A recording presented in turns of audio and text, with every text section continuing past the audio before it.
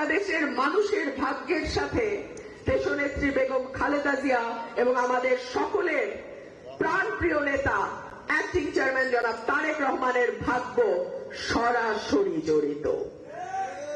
নতুন নতুন কথা শুনি বিএনপি নাকি নির্বাচন করে। খালি বিএনপি কি মাত্র নতুন নতুন নির্বাচন করে, নাকি বিএনপি একমাত্র দল যারা গত 17 বছর ধরে একটা সঠিক, সুন্দর, নিরপেক্ষ, গ্রহণযোগ্য নির্বাচনের কথা বলেছে? এই একটা সঠিক এবং নিরপেক্ষ গ্রহণযোগ্য নির্বাচনের জন্য বিএনপির নেতাকর্মীরা কি অকাতরে জীবন দেয় নাই?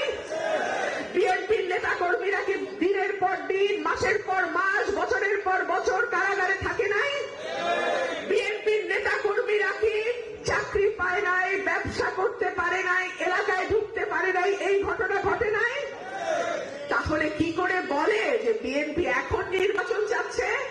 নো, বিএনপি গত 17 বছর ধরে একটা সুস্থ নির্বাচনের জন্য লড়াই করেছে এবং সে কারণে বিএনপির অ্যাক্টিং চেয়ারম্যান জনাব তারেক রহমান স্পষ্টভাবে বলেন যে আমাদের সংগ্রাম, আমাদের লড়াই এখনো শেষ হয় নাই।